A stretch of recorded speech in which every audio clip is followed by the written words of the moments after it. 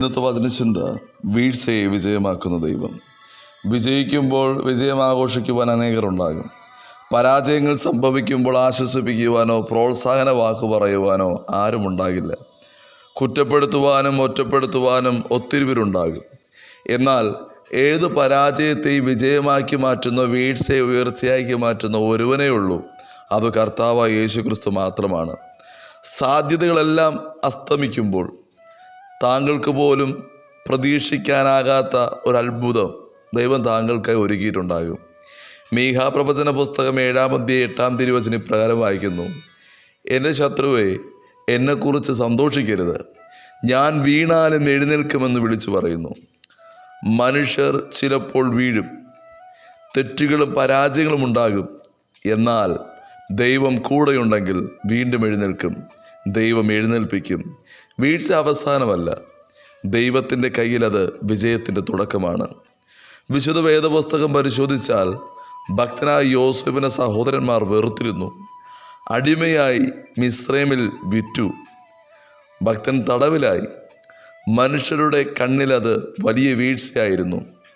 എന്നാൽ ദൈവത്തിൻ്റെ പദ്ധതിയിൽ അത് വിജയത്തിൻ്റെ വഴിയായിരുന്നു. ശേഷം കാരാഗൃഹത്തിൽ നിന്ന് രാജാവ് ആളയച്ച് വിളിപ്പിച്ച് മിസ്രൈമിലെ ഭരണാധികാരിയാക്കി ദൈവം ഉയർത്തി.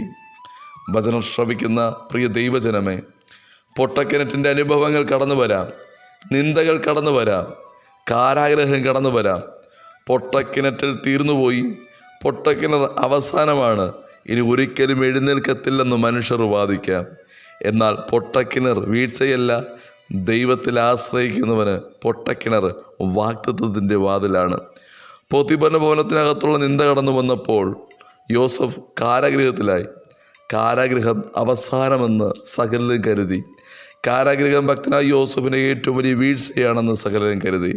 എന്നാൽ കാരാഗൃഹവാസത്തെ വിജയമാക്കി മാറ്റി, അധികമായ കൃപ നൽകി. ദർശനം മാത്രം കാണുന്ന ഭക്തനായ യോസഫിന് ദർശന വ്യാഖ്യാനം നൽകി, അധികമായ ജ്ഞാനം നൽകി. ഭക്തനായ യോസഫിനെ ദൈവം മാനിച്ചുവെങ്കിൽ വചനം ശ്രവിക്കുന്ന താങ്കളെയും മാനിക്കും. താങ്കളുടെ വീഴ്ചയെ വിജയമാക്കുന്ന ദൈവമുണ്ട്. താങ്കളുടെ വിശ്വസ്തതയെ, താങ്കളുടെ വിശുദ്ധിയെ കാണുന്നൊരു ദൈവമുണ്ട്. ദൈവസന്നിധിയിൽ പ്രാർത്ഥിക്കുന്നവനെ, ദൈവസന്നിധിയിൽ വിശ്വസ്തയോടുകൂടെ നിൽക്കുന്ന ഒരുവനെ ദൈവം കൈവിടുകയില്ല. ഭക്തനായ ദാനിയേൽ 3 നേരം സ്വർഗത്ത് നോക്കി പ്രാർത്ഥിക്കുകയായിരുന്നു.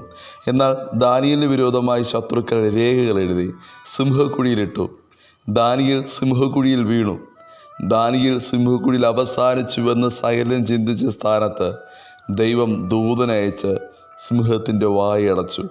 ദാനിയേലിനെ വിടിവിച്ചുവെങ്കിൽ വചനം ശ്രവിക്കുന്ന പ്രിയ ദൈവജനമേ, എത്ര ഗർജിക്കുന്ന സിംഹക്കുഴിയുടെ അവസ്ഥയാണെങ്കിലും, ചുറ്റിലും എത്ര വലിയ ശത്രുക്കളാണെങ്കിലും, ശത്രുവിൻ്റെ വായടയ്ക്കും വിധം ദൈവം ദൂതനയക്കുവാനിടയാകും.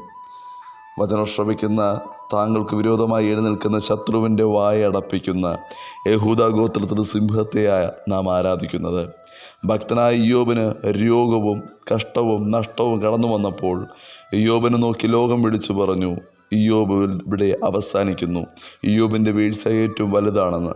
എന്നാൽ പിന്നത്തേതിൽ വിശ്വാസത്തെ മുറുകെ പിടിച്ച ഭക്തനായ ഇയ്യോബിന് നഷ്ടപ്പെട്ടതിന് ഇരട്ടിയെ സകലത്തെയും ദൈവം മടക്കി നൽകി മാനിച്ചു.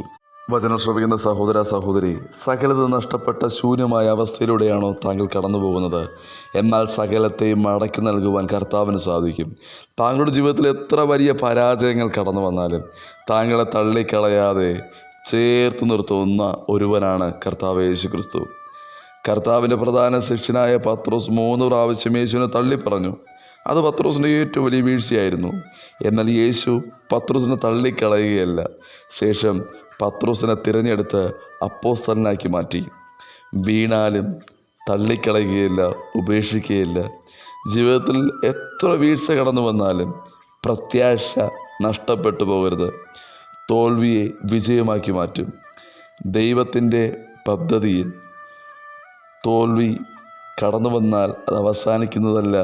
ദൈവത്തിൻ്റെ പദ്ധതിയിലേക്ക് ദൈവം വിജയിപ്പിക്കുവാൻ കരം പിടിച്ചുയർത്തും. മരണത്തെ ജയിച്ച, പാതാള ഗോപുരത്തെ ജയിച്ച കർത്താവ് വീഴ്ചയെ വിജയമാക്കും.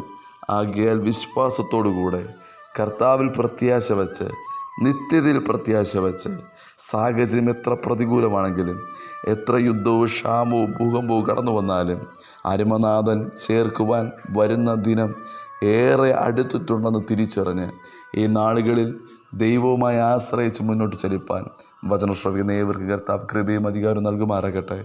God bless you. ആമേൻ.